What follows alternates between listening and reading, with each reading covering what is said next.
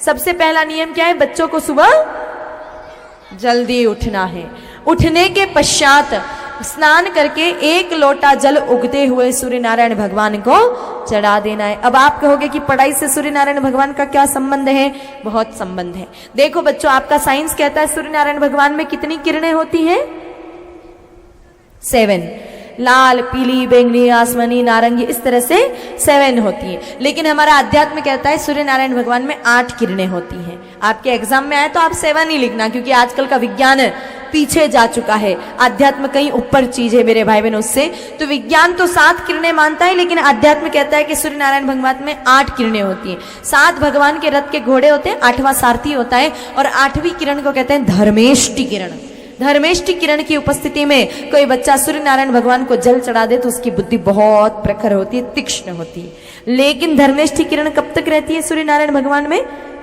जब तक हम उनको सुबह सुबह देख पाते हैं खुली आंखों से, जब वो लाल रंग के होते हैं। ज्यादा तेज होते हैं सूर्य नारायण भगवान तो फिर देख सकते हैं क्या उनको? अपन नहीं देख सकते, लेकिन सुबह सुबह देख पाते हैं। तो उस स्थिति में बच्चों को 1 लोटा जल चढ़ा देना है। फिर गैया मैया की परिक्रमा करके 7 बार उनका चक्कर लगा के परिक्रमा करके एक चौपाई का उच्चारण करना है। बोल के बता रही हूँ बेटा, आप ध्यान से सुनिएगा, और नहीं तो जितने बड़े हैं आप किताब लेकर के सेट लेके जाएंगे, उसमें सारी विधि सहित वो चौपाई भी लिखी है। रामचरितमानस जी में भी वो चौपाई लिखी है। गुरु ग्रह गया हो पढ़न रघुराई, गुरु ग्रह गया हो पढ़न रघुराई, अल्प काले विद्या सब आई, अल्प काले विद्या सब आई। छोटी सी चौपाई कि गुरु ग्रह गयहु पढ़न रघुराई, अल्पकाल विद्या सब आई। बड़े बड़े ऐसे भी याद करते हो ना आप, तो ये तो छोटी सी पंक्ति है कि अल्पकाल विद्या सब आई। अब इसका मतलब क्या होता है कि जब राम जी छोटे थे, अपने गुरुदेव भगवान के यहाँ पर वशिष्ठ जी के यहाँ पर पढ़ने गए, अल्पकाल में थोड़े समय में सारी विद्या आ गई। शस्त्र विद्या, शास्त्र विद्या, ज्योतिष विद्या, धनुर्धर विद्या, सारी विद्या आ गई। अपन तो 24, 25 साल की आयु तक पढ़ते रहते हैं, फिर भी एक सब्जेक्ट में भी पारंगत नहीं होते। और मेरे भाई बहनों, राम जी ने थोड़े ही दिनों में सारी विद्याएं सीख ली। क्यों? क्योंकि राम जी वशिष्ठ जी महाराज के यहाँ पर पढ़ने गए थे, और वशिष्ठ जी महाराज के आश्रम में 7 लाख गौ माताएं थी। रोज गैया की सेवा बच्चे करते थे, गैया का दूध पीते थे, इसलिए राम जी की बुद्धि बहुत तीक्ष्ण थी। तो पहला काम बच्चों को क्या करना है? हाँ, और दूसरा काम सूर्य नारायण भगवान को जल चढ़ाना है। तीसरा काम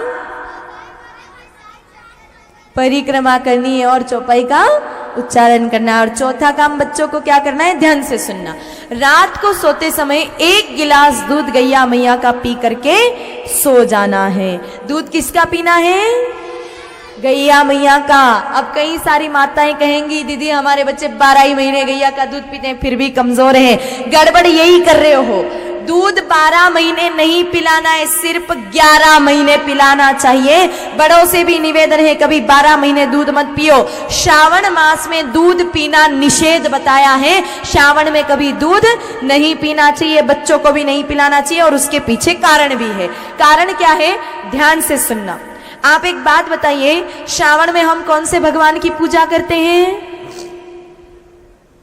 शिव जी की। श्रावण में दूध कौन से भगवान को चढ़ाते हैं? शिव जी को। आज तक कभी देवी माता को चढ़ाया नहीं। आज तक कभी आपने किन्हीं गणेश जी की मूर्ति पर चढ़ाया नहीं। सिर्फ और सिर्फ भोले बाबा के शिवलिंग पर ही दूध चढ़ाया जाता है। क्यों? क्योंकि मेरे भाई बहनों, श्रावण मास में अधिकतर गाय माता हरी वनस्पति जीमते हैं, घास जीमते हैं, क्योंकि उस समय बारिश का मौसम होता है, हरी घास हो जाती है। अब मेरे भाई बहनों, साइंस भी ये मान चुका है कि श्रावण में जो वनस्पति होती है उसमें वात तत्व बढ़ जाता है। ये विज्ञान भी मान चुका है।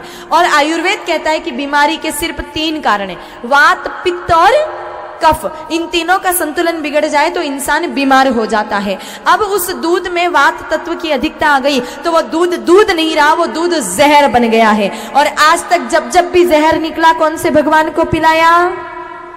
शिव जी को। इसीलिए हमारे ऋषि मुनियों ने ये नियम बनाया कि श्रावण में कभी दूध पीना नहीं चाहिए, भोले बाबा पे चढ़ा दो, क्योंकि जहर पीने की क्षमता हम में नहीं, वो सिर्फ भोले बाबा में है। आजकल तो मेरे भाई बहनों पढ़े लिखे लोग, कुछ ऐसे धर्म के ठेकेदार जिनको धर्म की एबीसीडी भी नहीं पता है, वो धर्म के नाम का मेरे भाई बहनों कुप्रचार कर रहे हैं। आज हमारे हिंदुस्तान को बर्बाद करने के लिए एक अंतरराष्ट्रीय साजिश चल रही है। आप जितने भी नौजवान भाई यहाँ पर बैठे हैं, जो माताएं सोशल मीडिया से जुड़े हुए हैं, सोशल साइट से आप जुड़े हुए हैं, आप लोगों ने देखा होगा कि जब भी श्रावण का मास आता है, श्रावण महीना आता है, उससे 2-4 दिन, 4 महीने पहले ही ऐसे लोग सक्रिय हो जाते हैं। आपके मोबाइल पर, फेसबुक पर, व्हाट्सएप पर एक पोस्ट आती है। उस पोस्ट में क्या होता है, एक तरफ तो गरीब बच्चा, कुपोषण से ग्रसित एक बच्चा जिसके हड्डी पसली दिख रही है, वो गरीब बच्चा दिखाएंगे, और दूसरी तरफ किसी हिंदू व्यक्ति को भोले बाबा पर दूध चढ़ाते हुए दिखाएंगे। फिर नीचे लिखेंगे कि एक तरफ तो हजारों गरीब भूखे सो रहे हैं और दूसरी तरफ हम लोग